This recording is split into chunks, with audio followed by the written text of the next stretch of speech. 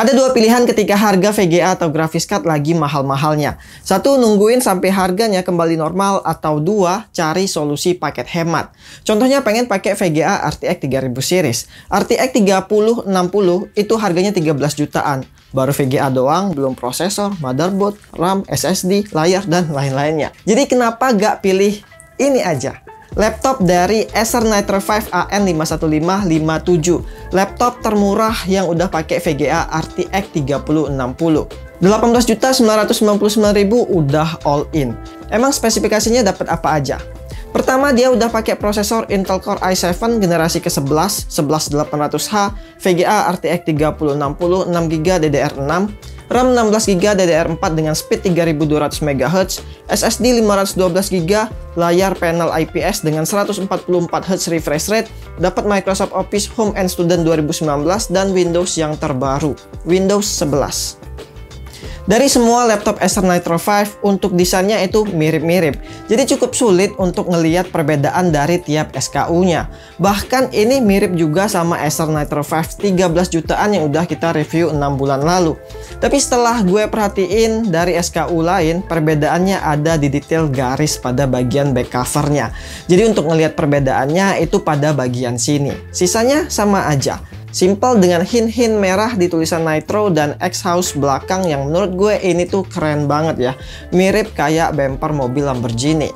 Dan untuk lubang-lubang exhaustnya juga banyak, ada di bagian bawah, samping, dan belakang tadi. Jadi seharusnya untuk suhu ini bisa dikontrol dengan baik.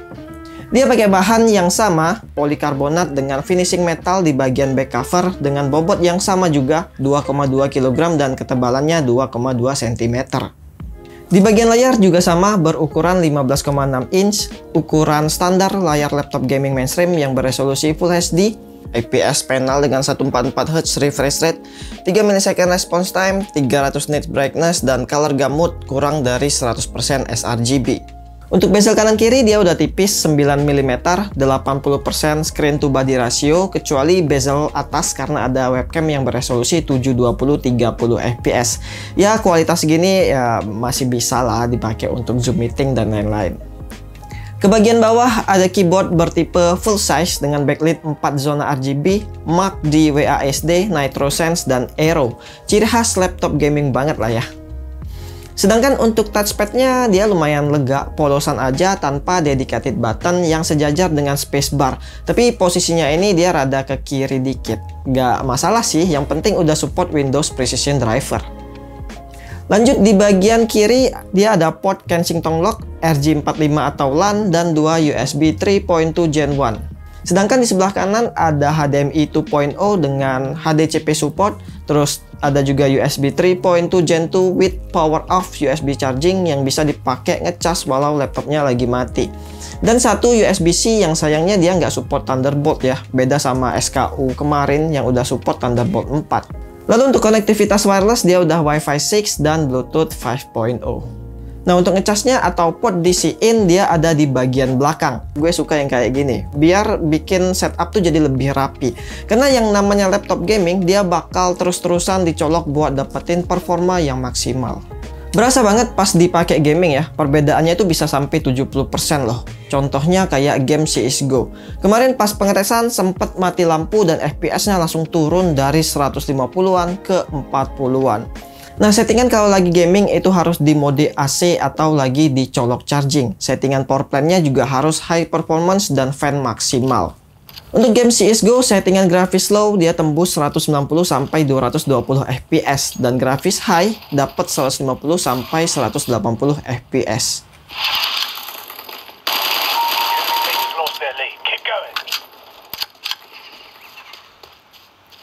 Kalau game Apex Legends, settingan grafis low mentok 144 fps, lumayan stabil ya, dia jarang frame drop. Dan untuk grafis high, dia bisa dapat 113 sampai 140 fps.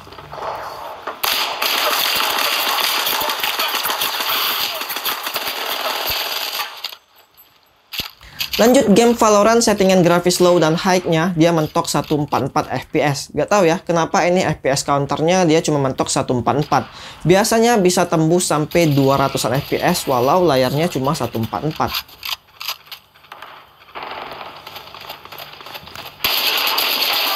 Sorry, kid.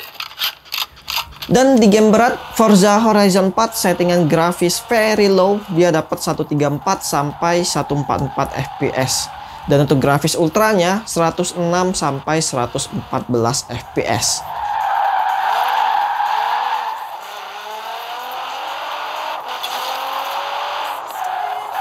Game-game ringan kayak Valo dan CSGO suhunya dia tuh nggak sampai merah ya, masih aman di 87 derajat Celcius. Tapi kalau di gas game berat Forza Horizon settingan ultra ini sempat nyentuh sampai 94 derajat Celcius.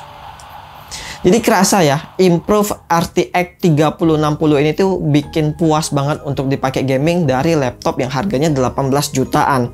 Sebelumnya laptop di harga segini itu jarang bisa dapetin sampai 144 fps.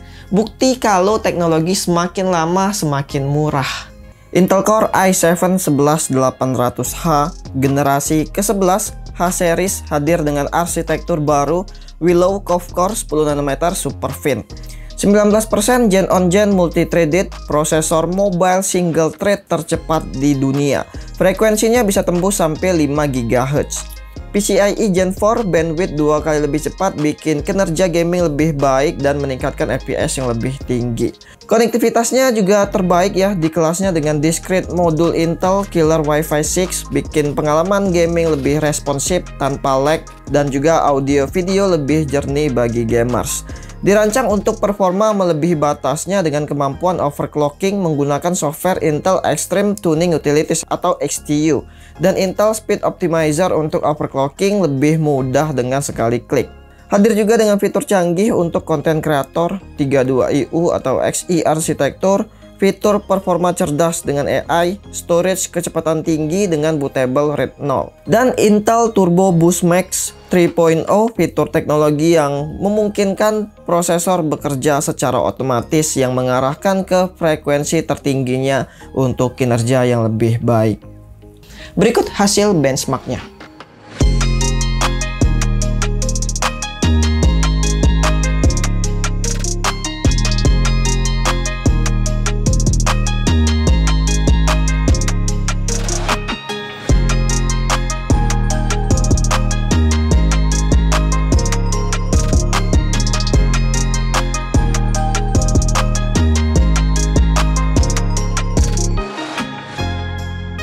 Nah, pada SSD-nya ini nggak sengebut SKU kemarin ya. Gue tes pakai Crystal Disk Mark, speednya nggak tembus 3000 MB per second. Cuma 2400 untuk read dan 767 untuk write. Speed segini termasuk cukup oke lah. Dan pada pengetesan tadi, untuk suhu full load-nya itu dia nyentuh di 97 derajat Celcius. Sedangkan kalau di penggunaan real life render video di Adobe Premiere Pro dengan footage dan export setting seperti ini, renderer CUDA yang dibantu oleh GPU selesai 3 menit 3 detik. Dan Blender 3.0 ngerender mobil BMW kalau pakai CPU dia selesai 3 menit 53 detik dan kalau pakai GPU selesai 3 menit 49 detik. Nah, yang bikin gue suka dari laptop-laptop Acer Nitro 5 ini soal upgradable slotnya. Masuk ke bagian dalam, di sini ada satu keping RAM 16GB dan masih ada satu slot lagi. Jadi kalau mau hasil yang lebih maksimal, disarankan untuk pasang satu keping RAM 16GB dengan speed 3200 MHz. Biar jadi dual channel yang totalnya 32GB. Selain itu ada dual slot M.2 SSD juga, yang satunya dia udah kepasang 512GB. Kalau masih kurang, masih ada satu slot lagi, SATA 2,5 inch SSD. Mantap banget kan? Untuk baterainya berkapasitas 58 Wh, gue pakai streaming film dengan brightness 50% dan di mode balance pada fan auto. Dia bisa tahan sampai 3 jam 20 menit. Bisa lebih awet lagi kalau dipakai ya sekedar buat ngetik di mode power saver.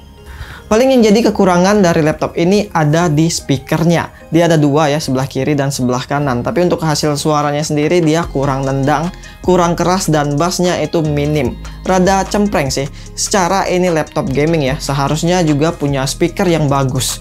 Tapi mungkin buat mangkas harga biar lebih terjangkau. Dan sebenarnya juga bukan deal breaker. Karena kalau lagi gaming, ujung-ujungnya pakai headset kan. Jadi gimana sama pilihan kalian? Mau nunggu harga VGA kembali normal atau langsung ambil paket hemat? Bisa komen aja di bawah.